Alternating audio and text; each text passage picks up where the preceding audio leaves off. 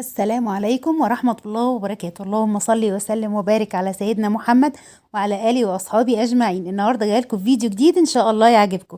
قبل ما نبدأ الفيديو ما تنسيش لو عجبك الفيديو تحطي لايك وتعملي اشتراك للقناة عشان عائلتنا تكبر ونبقى أكبر وأكبر إن شاء الله. يلا بينا نسمي الله ونشوف النهاردة هنعمل إيه.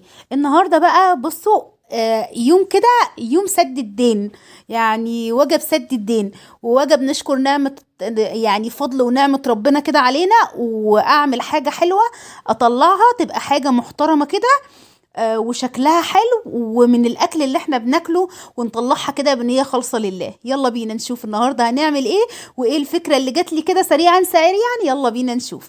النهاردة انا هعمل بقى، هنطلع سندوتشات شاورما. يعني عايزة اقول لكم الشاورما زي بتاعة المحلات، وانا متأكدة جدا ان الناس اللي هتطلع ليها يبقوا فرحانين بيها جدا. انا هنا قطعت اللحمه زي ما انتوا شايفين كده ما شاء الله، شرايح، يعني شرايح صغيره. وجبت الخلاط بتاعي، حطيت كوبايتين زبادي، تلاتة ليمون عصرتهم، شوية مية بصل، يعني فرمت بصلتين وخدت المية بتاعتهم، كل ده في الخلاط، وشوية زيت، وكمان شوية خل، والبهارات بقى ملح وفلفل اسود وبابريكا وشوية بهارات من اللي عندك، شوية حبهان مطحون، قرفة مطحونة، جنزبيل مطحون، وكل ده حطيته في الخلاط. حطيت في الخلاط ايه تاني؟ زبادي، خل، زيت، بسم الله ما شاء الله، ليمون، ايه تاني، والبهارات والملح والحاجات دي.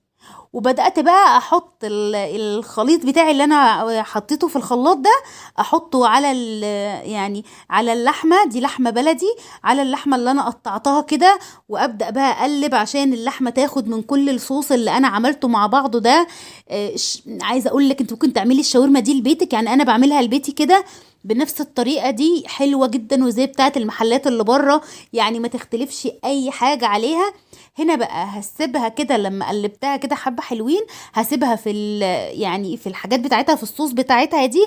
يعني مثلا ممكن تسيبيها 3 4 ساعات 5 ساعات، انت بقى وبصي انت وذوقك، وتحطيها في التلاجة كده. تعالوا بقى نرفع كده اللحمة، احطها في التلاجة، يعني زي ما قلت لكم 5 ساعات مثلا او حاجة تشرب التتبيلة بتاعتها الحلوة دي. وتعالوا بقى نشوف هنعمل ايه. انا قررت النهارده ان اخد اللحمه بتاعتي دي، انا مجهزه طبعا مخلل وعيش طويل بس عريض شويه، عشان ياخد معايا كميه حلوه كده محترمه من الشاورما. وتعالوا بقى ايه، نشوف. انا قررت ان انا هعملها بره كده. كنا خلاص يعني، انا عامله انا عامله الوجبات دي يعني كعشاء، هفرقها في يعني في اذان المغرب كده. فجيت هنا بقى، طلعت بقى على البوتاجاز بتاعي اللي بره الحلو ده، والله العظيم يعني مساعدني. وعايزه اقول لكم، لما بقى عارفين، لما بقى يعني مش عايزه اعمل حاجه مثلا ومتضايقه شويه، ممكن اطلع بره اعمل الحاجه عليه بره كده. فببقى يعني مرتاحه واشم نفسي كده، واقعد اتفرج على الخضره شويه واعمل شويه. فالنهارده قررت ان انا اخد الحاجه بتاعتي بقى واروح اعمل زي ما قلت لكم بره. هنا بقى جبت الصينيه المعتبره دي وولعت عليها، حطيت انا مقطعه شويه دهن كده، عندك ليا حطي، عندك شويه دهن كده. انا بيبقى عندي، يعني بيبقى عندي من الاضحيه بعين الدهن ده في الفريزر واخد منه. وحطيت كمان عليه شويه زيت، يعني يسيح بس كده ويسخن الدهن مع الزيت. وابدا بقى افضي كميه اللحمه اللي معايا. عايزه اقول لكم، يعني بصوا بقول لكم هتشوفوا، يعني هتشموا ريحه وتشوفوا حاجات حلوه جدا. هنا بقى هحط كميه اللحمه اللي معايا كده. بصوا انا مش هقول لكم، انا هعمل على، يعني هعمل السندوتشات على قد ما الكميه بتاعتي تاخد.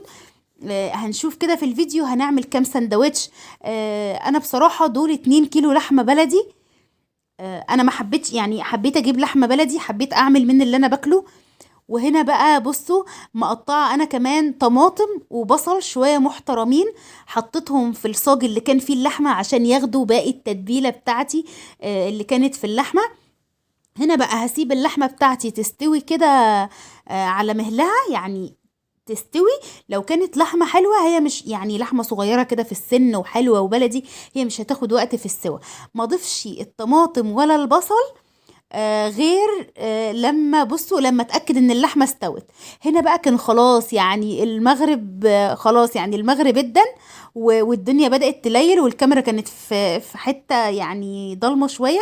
بس انا دلوقتي هنقلها لكم في مكان يعني هيوضح اكتر. هنا بقى لما اللحمه بتاعتي استوت، حطيت عليها البصل والطماطم. اعملي بصل وطماطم كده شويه محترمين. انا قلت لكم كميه اللحمه اللي معايا 2 كيلو لحمه، فممكن ياخدوا مثلا بطاطس تقطعيها شرايح رفيعة وبصل تقطعيه شرايح رفيعة، هياخدوا منك 4 طماطمات كبار و5 بصلات كبار.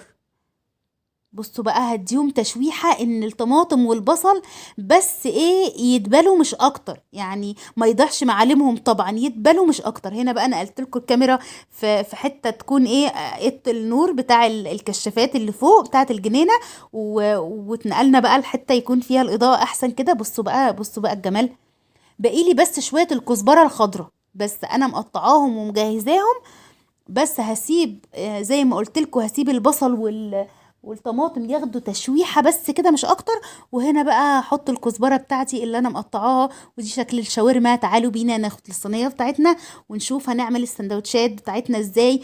انا عملت شويه طحينه، عارفين الشاورما ما تبقاش حلوه غير بالطحينه. بس انا يعني لقيت ايه، انا هحط مثلا سندوتشين في كل طبق. فقررت ان انا اعمل واحد بطحينه وواحد لا. عارفين ليه؟ لان انا يعني في ناس ما تحبش الطحينه في السندوتش، وفي ناس تحب الطحينه. فقررت ان انا اعمل شويه بطحينه وشويه من غير طحينه. يلا هيلا بينا ناخد الصينيه بتاعتنا ونشوف هنعمل سندوتشاتنا ازاي. يلا نسمي الله، بسم الله.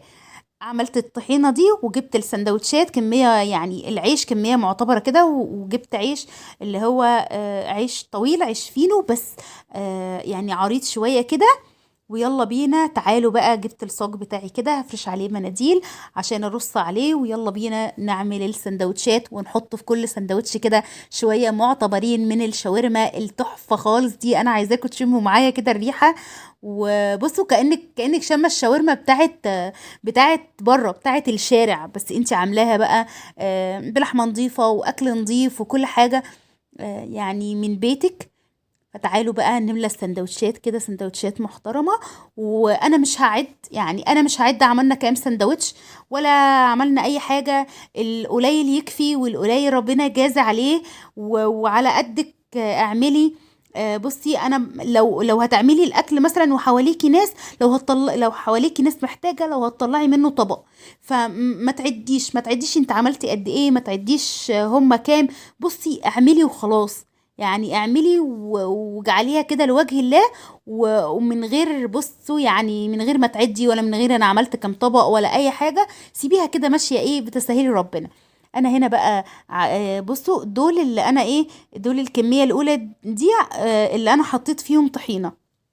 مليكة بقى انا بحب جدا يشوفوني وانا بعمل الحاجات دي عشان لما يكبروا يعملوا كده، يعني لما ربنا يرزقهم ويبقى معاهم ويوسع عليهم كده يعملوا ويطعموا الناس. ودي حاجة انا بحبها جدا يعني. تسألي حد يقولك مثلا أنا بحب الصلاة، أنا بحب التسبيح، بحب الصوم، بحب أكل الناس. أنا في عبادات كده لكل واحد عبادة هي مميزة عنده. أنا بحب، يعني أنا بحب أعمل أكل وبحب الناس تاكل عندي. فزي ما قلت لكم كده، كل واحدة تحس إن هي ميالة للعبادة وبتحبها أكتر. فالحمد لله يعني إن ربنا هداني لكده. هنا ملوكة بقى قالت لي هساعدك، انا بفتح لها وهي تحط، فانا بقول لها ايه يعني حط شويه معتبرين كده في السندوتش مليه، يعني هو هيبقى في الطبق سندوتشين يعني يبقوا محترمين كده وحلوين وما شاء الله. يعني الشاورما ال2 كيلو، انا لو كنت هعمل رز وطبيخ ولحمه ما كنتش هعرف اوزع ال2 كيلو لحمه على العدد اللي انا عملته النهارده بصراحه يعني. وفي نفس الوقت بنشوف كده يعني ناس تقول لك ايه، الناس بتاخد اللحمه وتسيب الرز على الرصيف والله اعلم بالصور دي حقيقيه ولا لا. بس انا قررت النهارده ان انا اعمل حاجه مختلفه، يعني سندوتشات تكون مختلفه، فيها بروتين لحوم، وفي نفس الوقت خفيفة، وفي نفس الوقت ايه اللي انا شفته في الصور ده انه بياخد اللحمة وخسارة يعني بيسيب الرز على الرصيف وكده، فده مش هيحصل مع السندوتشات دي اعتقد كده. كمان هحط مع كل سندوتش كده حتتين مخلل. مثلا عندك خيار، مثلا قطعي مثلا كذا، الخيار كده حلقات، حطي كذا حلقة معاه. يعني فكري حطي مثلا مع الطبق ده، عندنا البرتقال الصيفي مثلا، ايه الفاكهة اللي عندنا موجودة ممكن تحطيها وما تبهدلكيش السندوتش. مثلا برتقانة صيفي على صبع موز، ممكن تعملي كده. فيبقى يعني طبق محترم جدا. ما تحطيش فاكهة ممكن تأذي السندوتش، يعني ما تحطيش فراولة، ممكن لو خوخ جامد مثلا تحطي. فما تحطيش فاكهة تأذيلك السندوتشات او تعجنها منك او تبوظها. حطي حاجات ناشفة، حطي موزة، حطي برتقانة، حطي خوخ جامد شوية او ناشف شوية. آه، بصوا والله العظيم فكرت كمان، لما يجي يعني لما يبقى في الحر شوية، فكرت في فكرة، يعني انا بقولك امثلة ممكن تعمليها. ممكن تجيبي بطيخ وتقطعيه وتحطيه كده في اطباق، وتلفيه بستريتش، وتدي لكل واحد واقف مثلا، واقف امن بيحرسك مثلا، واقف في الشارع عامل نظافة، تديله في الحر الطبق البطيخ ده، هيبقى تحفة. ودي حاجات بسيطة كده. وبصوا بصوا بقى، بصوا الكمية دي احنا عملناها، انا راضية جدا عنها. ولسه في شاورما، ممكن انا يعني العيش الفينو ده خلص عندي، ممكن احط في عيش تاني، هفكر لهم احطهم في ايه. هنا بقى بعد ما خلصنا ننضف مكاننا، والدنيا تتظبط. كده يكون الفيديو بتاع النهارده خلص. يا رب اكون افدتك ولو باي حاجه ممكن تعمليها كده تعود بالخير عليكي وعلى اولادك، اللهم امين. واستنوني ان شاء الله في فيديوهات تانية اعملها لكم تنال رضاكم، ويكون الفيديوهات بتاعتي يعني تدخلوها بيوتكم كده، تنفع تدخل بيوتكم كلكم. واستنوني بقى في فيديوهات تانية ان شاء الله. اشوفكم على خير، مع السلامة.